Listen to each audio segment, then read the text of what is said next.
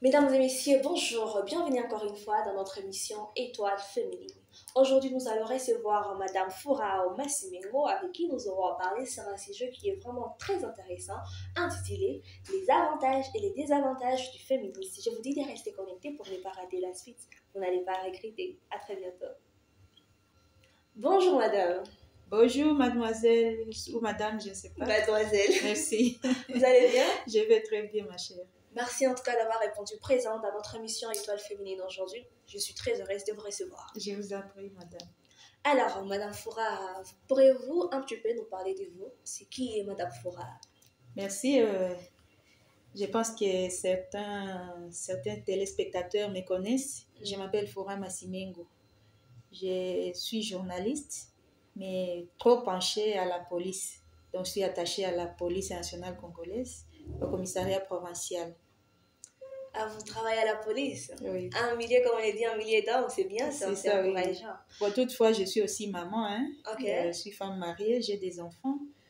J'ai aussi un mari qui m'aime bien, docteur Feston, que je salue à passant. Ok, nous attendons. Merci. Et d'accord, Madame Foura, sans plus tarder, nous allons passer directement au sujet. Alors, qu'entendez-vous par féministe? Que veut dire féministe? Féministe.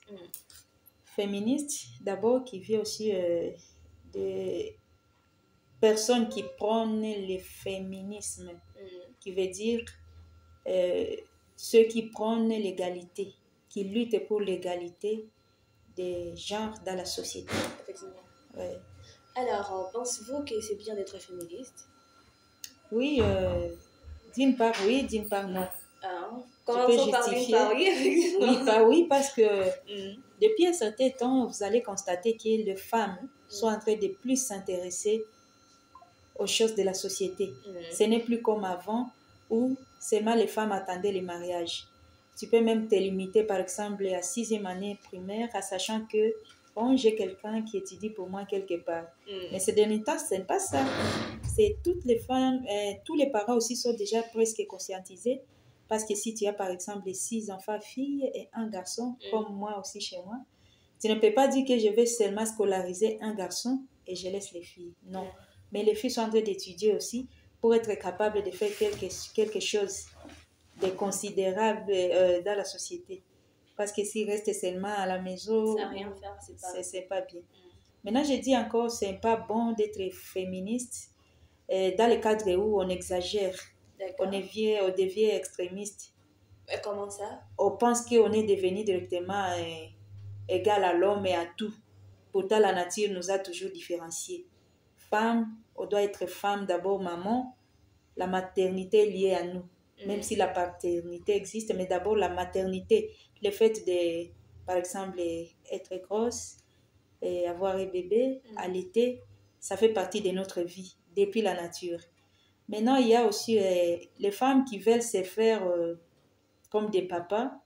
Donc, c'est là où je dis, ils perdent leur sens de séduction. Parce que nous, femmes, on est appelées aussi à la séduction. On ne peut pas rester seulement là parce qu'au travail, on touche des salaires comme les hommes. Bon, oui, c'est bien, mais il faut rester toujours femme. Si je comprends bien, être féministe pousse la femme à ne pas être féminine. Elle perd cette féminité en elle. Oui, s'il exagère avec ça. Mais si on prend les féministes dans le cadre d'aider dans la société aussi, participer aux œuvres de la société, travailler aussi comme les hommes, il y a toujours des limites quand même parce qu'il y a des travaux qui sont seulement destinés aux hommes.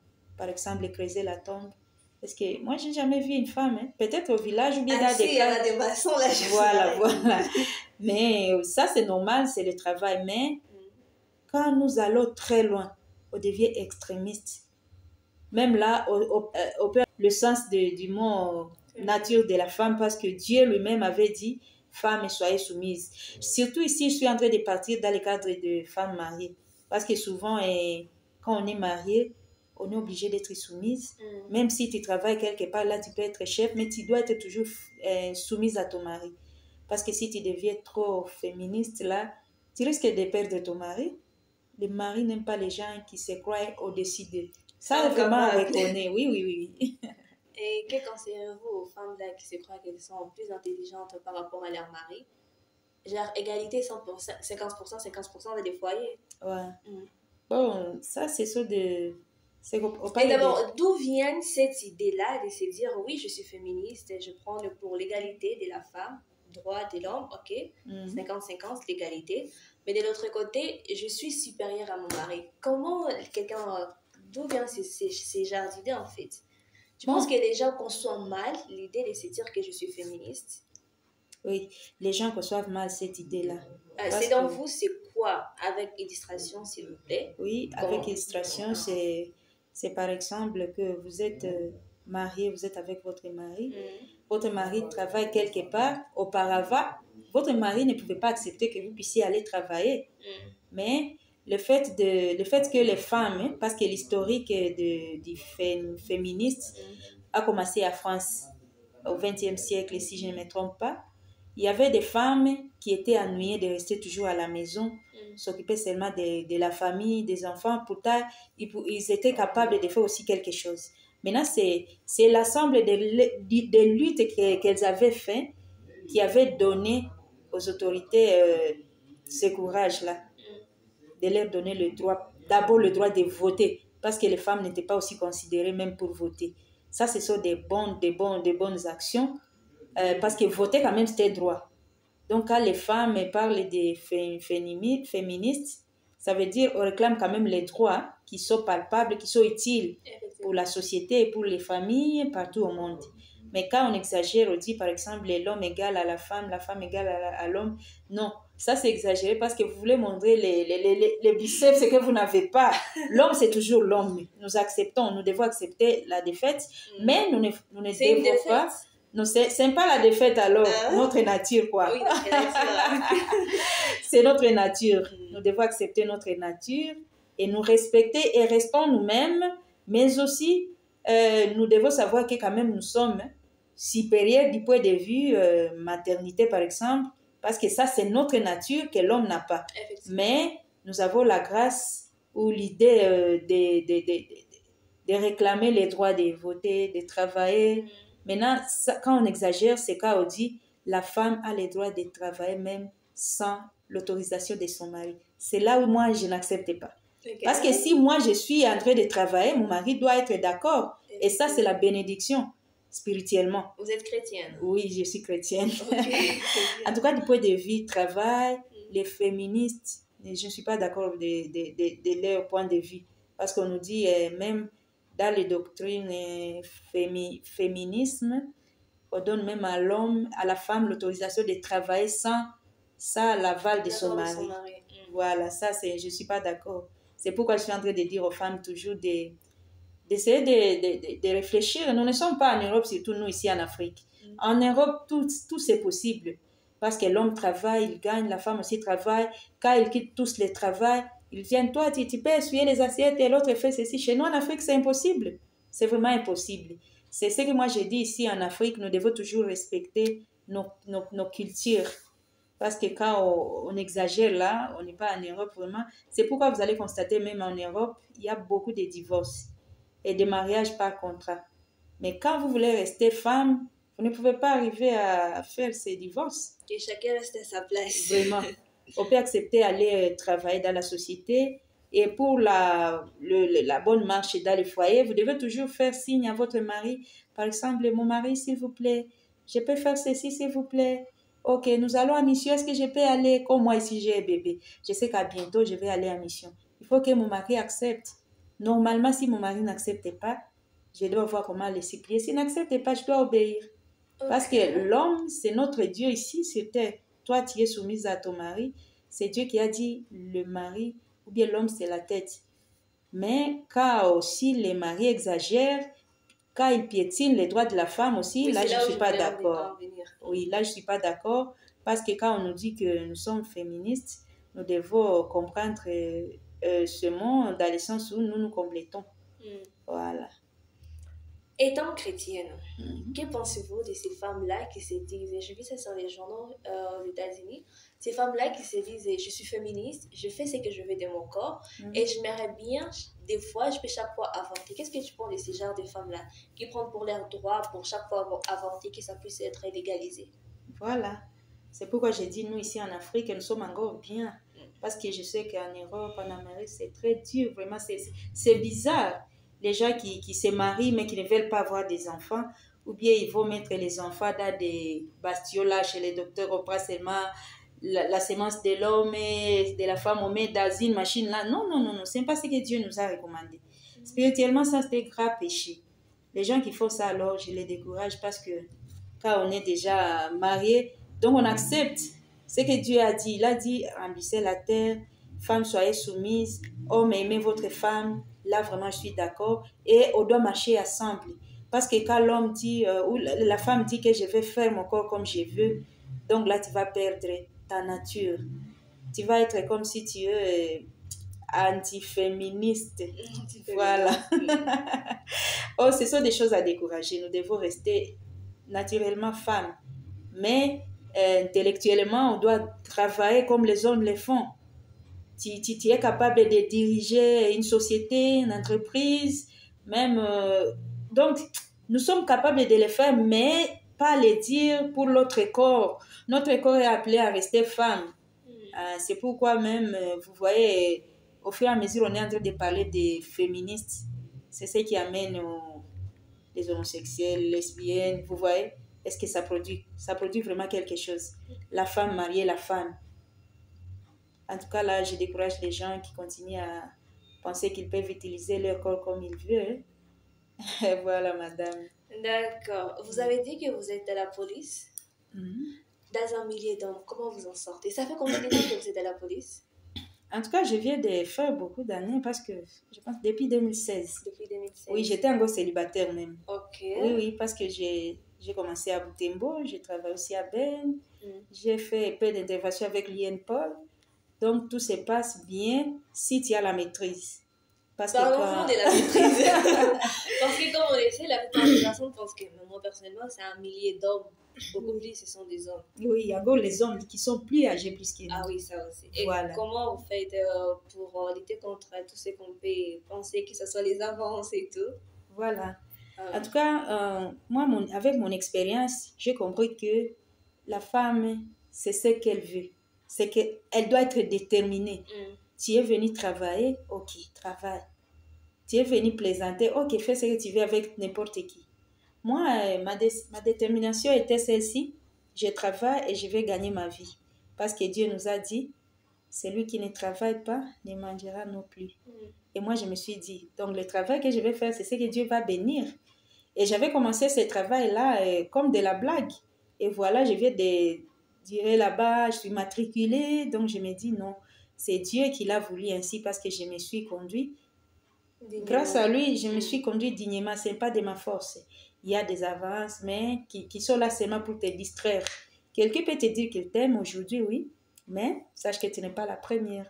Surtout que tu sais qu'il a son mari à la maison. Donc, il a plutôt sa femme. Donc, tu ne peux pas remplacer sa femme. Un homme marié peut plaisanter avec toi, mais il ne peut jamais oublier sa femme. Sa femme, c'est sa femme.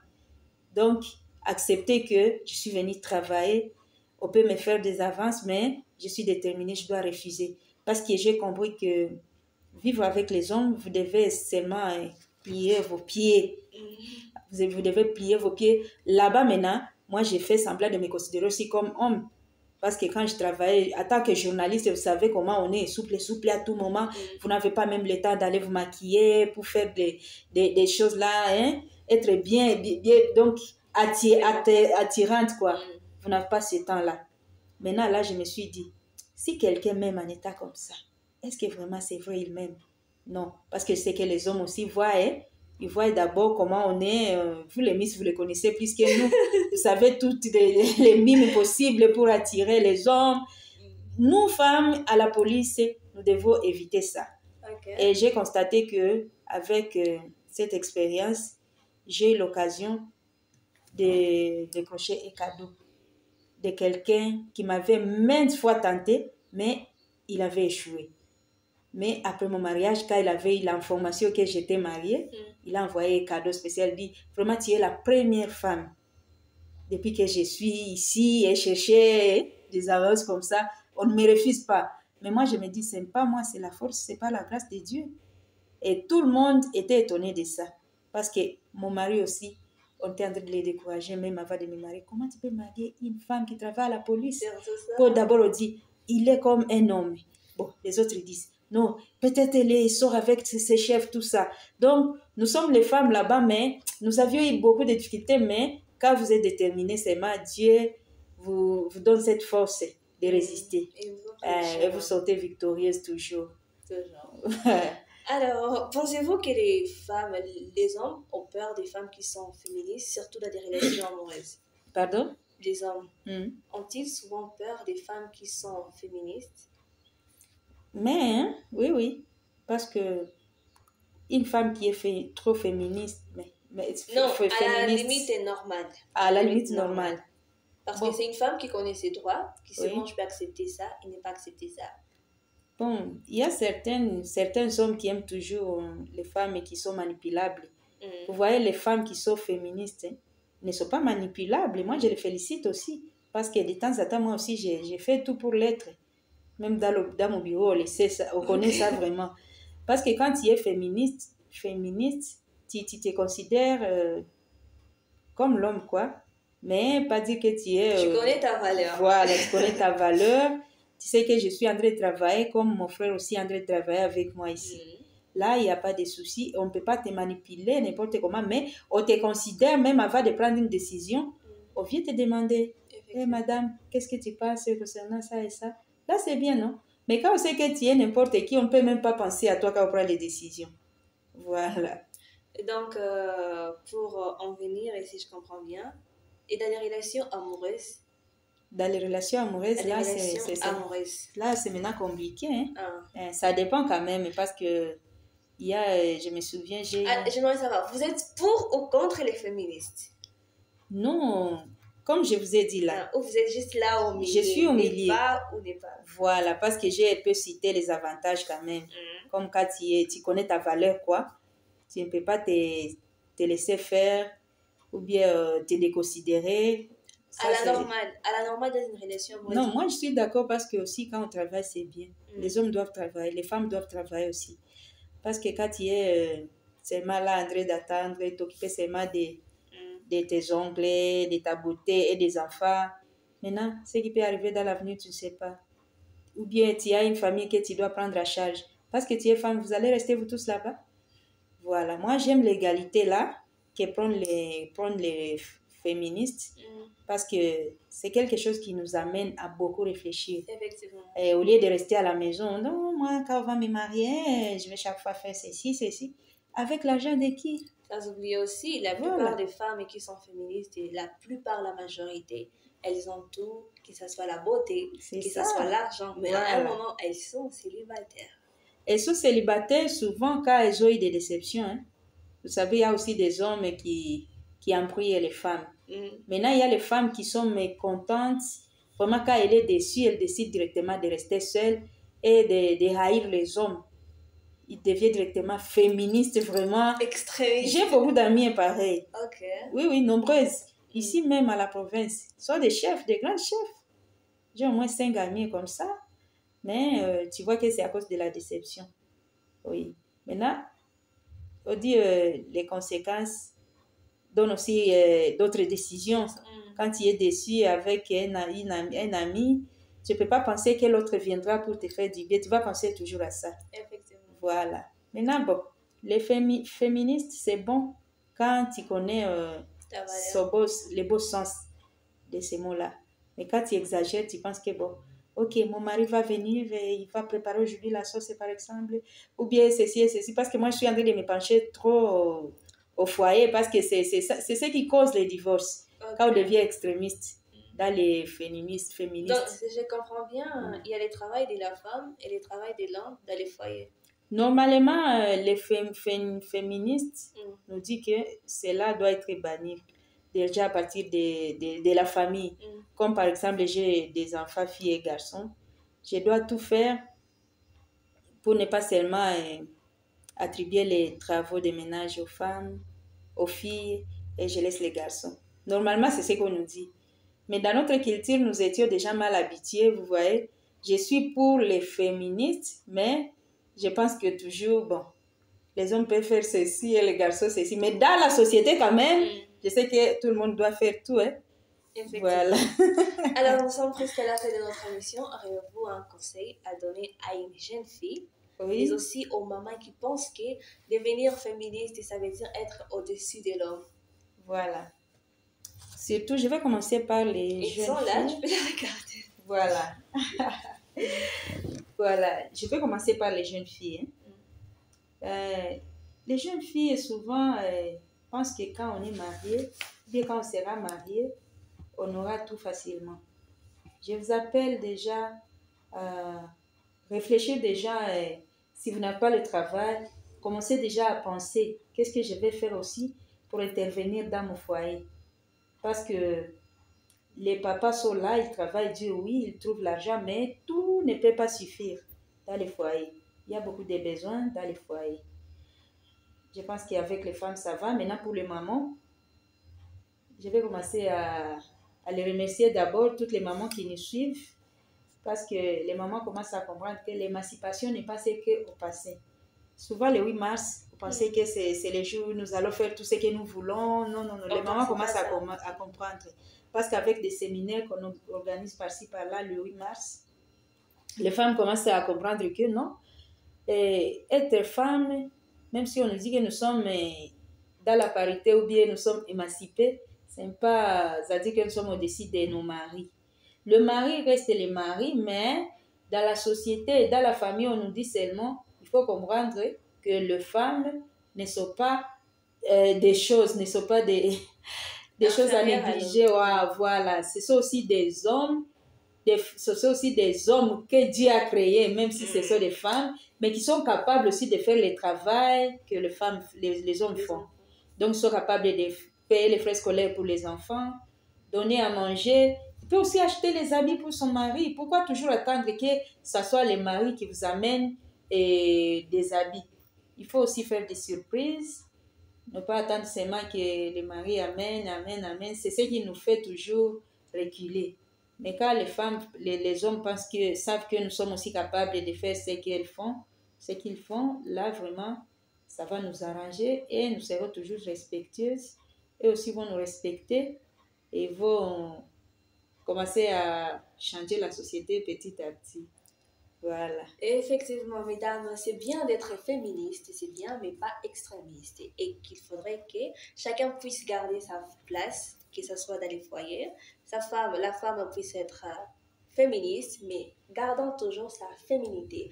Et voilà, chers téléspectateurs, nous sommes à la fin de notre émission. Merci de nous avoir suivis. Je vous dis à très bientôt avec un moment invité surprise. Merci.